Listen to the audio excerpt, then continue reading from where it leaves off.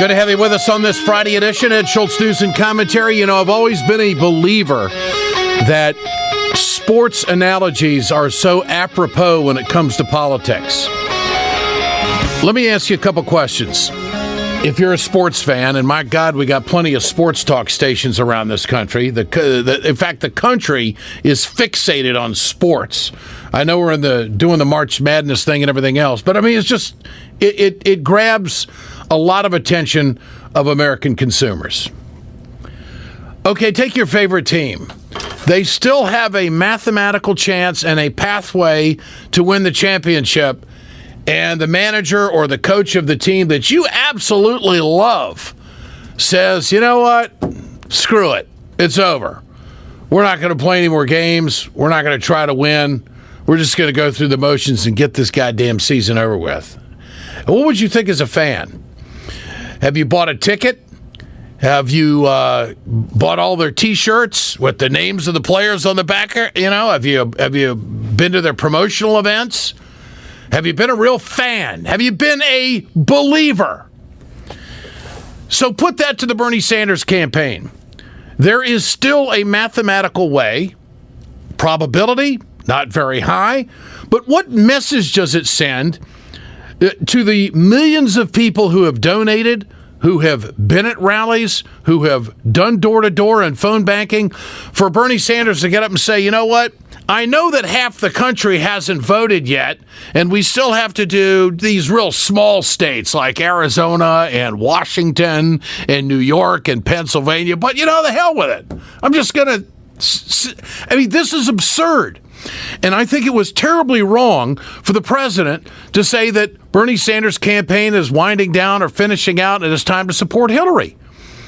There was no place for that conversation. They're all worried about whether we're going to coalesce as Democrats and whether we're going to be able to get behind whoever wins the nomination. The whole process pisses me off, quite honestly. I don't like the superdelegate. I don't think that's fair.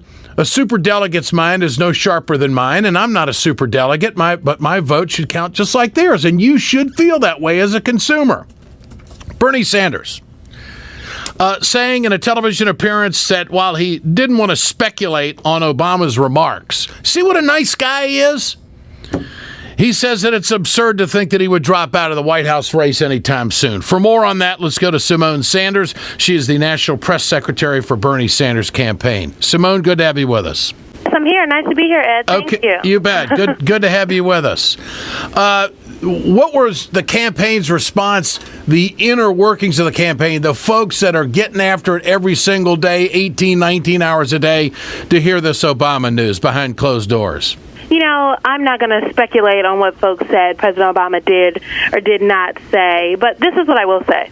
The truth is, we know that the early map favored Secretary Clinton. Like, that's no secret. And you know, Secretary Clinton is up. She's up right now, and she was up on this most recent, quote-unquote, Super Tuesday. But make no mistake, Ed, we really believe that this was the high watermark in delegate count for their campaign. So we are not concerned. Look, we know that there is a path forward for our campaign. It's going to be a long fight. As you said, half of the country has not yet even voted yet, and it only gets closer from here. As we move west, these are the states where Senator Sanders does much better.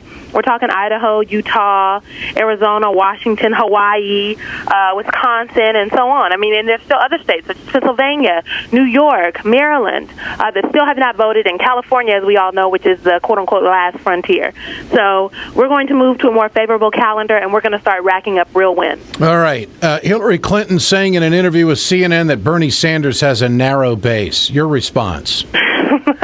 Well, you know, again, our coalition, this political revolution, is a multiracial, multicultural political revolution that encompasses young people, old people, men and women who are black, white, Latino, Native American, Hispanic, Asian American, and otherwise, gay and straight.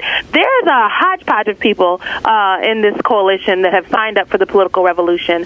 And so to note that we have a narrow base, I would think is incorrect. Senator Sanders' message is a message that speaks to hardworking American people across this country. it appeals to young college students, but it also appeals to older individuals who are living off Social Security. It appeals to mothers, in the inner city who are worried about education and quality education and safe neighborhoods for their kids. Our coalition appeals to everyone. So I would say we have a broad base, the American people. Okay. The automobile loan conversation, the accusation that Bernie wasn't in favor of it, that now Bernie is against international trade. I mean, these are off-base comments, certainly nowhere near the truth.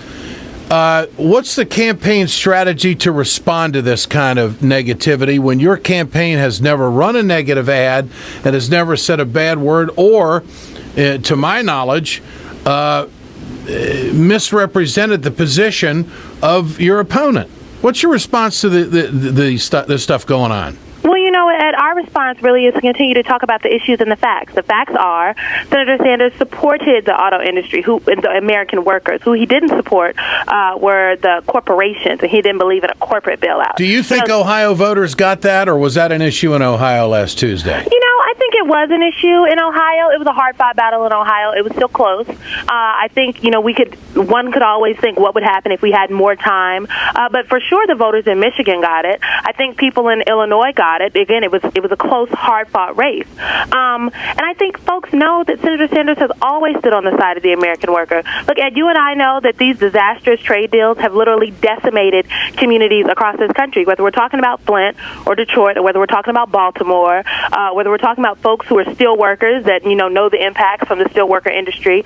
So he has always stood up to these trade deals that are not set up for the American workers. And Secretary Clinton, on the other hand, has praised these trade deals. She called the Trans-Pacific Partnership the gold standard, then turned around and said, well, actually, I've read it, and I don't agree, when we all know that she hadn't read the text at that time. So I think what is incumbent upon our campaign is just to continue to talk about the issues, because Senator Sanders is right on the issues. All right. Symone Sanders, great to have you with us here on Ed Schultz News and Commentary. Thanks so much. No problem. Thanks for having me. I'll come back anytime. All the best. Keep going. Communication Workers of America, Alliance for American Manufacturing, BioGreen Clean, and the iSave team in PillPack bring you this production. We're right back. Stay with us. I recently discovered PillPack. It's a full-service pharmacy that takes care of everything for me. They pre-sort and deliver all my medications and vitamins in easy-to-tear packets, labeled with the date and time for each dose. Their pharmacists are available 24/7, and they manage all of my refills. They'll do the same for you. They even made sure my insurance was compatible before they transferred my medications over. It's unbelievable how much better my life has been since I switched to PillPack. Hey folks, you've heard me talk about BioGreen Clean. I'm going to show you right now on my airplane just how tough this is. I want you to keep in mind, chemical-free, 100% plant-derived, biodegradable. It is the safest cleaner that you can get, and it's the most effective. Go to our website, wegoted.com, or go to biogreenclean.com. www.biogreenclean and order today.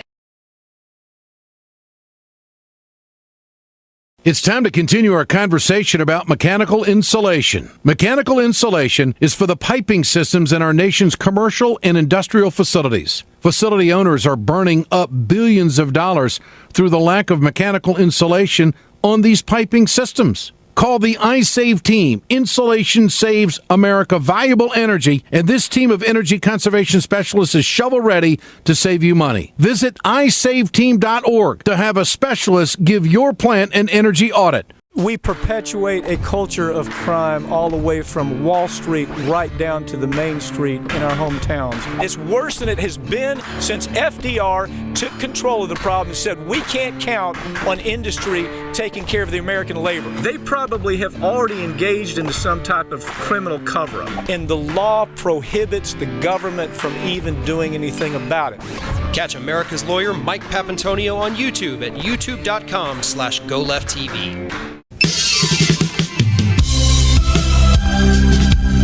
There's always the devil in the details. Good to have you back with us here on Ed Schultz News and Commentary. The generic drug industry is going to see a price increase if the Trans-Pacific Partnership goes through. And I want you to go to my website, wegoted.com, and see the interview that I had with Lori Wallach last night on RT America. We've spent countless hours on this, and I'll tell you what the pharmaceutical industry has done. And I'm not a cynic on this, it's a fact. The Trans-Pacific Partnership has been in negotiation for 6 years. And it's a Wall Street deal. It's no question written by the corporations, not by Congress, not for what's best for the American workers or American business. It's for a select few. It's going to gut jobs. The pharmaceutical industry has been at the table since day one. Now, the story is that Obamacare sucks. We need to repeal it. And the drug prices in this country have gone up twice as much in the last 5 years. That's a fact. Now, the strategy of the pharmaceuticals has been very clear. Let's double the price while the negotiations are going on, while this is all being put together, and then let's sell the American people on the fact that we have to have the Trans-Pacific Partnership so we can lower the prices of drugs. This is the biggest game that's being played on the American consumer that you've ever seen. And it's going to take some reading on your part. It's going to take some investigation. I can't do it in just a 2-minute commentary to tell you what's going on. But this is how these corporations have manipulated this entire deal. Raise the price, sell to you that we have to have this lousy trade deal so your prices are going to go down, and it's all bullshit. It is total. Your prices are going to continue to go up unless we accept universal health care in this country and force the drug companies to deliver a product to the American people. That's right, government involvement. Government does good things on behalf of the people, like clean water. Most of the time anyway, like clean air, which is important, like the Environmental Protection Agency. I mean, we have things in this country, protections in this country, and we need protections when it comes to health. And the pharmaceuticals are running roughshod over the American people on the Trans-Pacific Partnership. Now, this deal has to be killed. There's still a chance, and don't give up. And don't pull a stunt like, well, they've already got it and we could give up now. No, there isn't one union in this country that is for this agreement. Okay? There's no reason why we should do a trade deal with Brunei where they have Sharia law. That's why there's a lot of Republicans who are against it, because they see what's going to happen. It's going to circumvent American law is what it's going to do. It's going to put cases in front of an international tribunal that will be able to sue the United States, the multinationals, if they don't make enough profit in America and they feel they're being treated wrongly. It's a bad deal across the board. And so don't blame Obamacare or the Affordable Care Act, whatever you want to call it, because the drug prices have gone up. This has been in the works for a long time. Have a great weekend. We're back Monday. This is Ed Schultz, News and Commentary. Communication Workers of America, Alliance for American Manufacturing, BioGreen Clean, the iSave team, and PillPack bring you this production. Have a great one.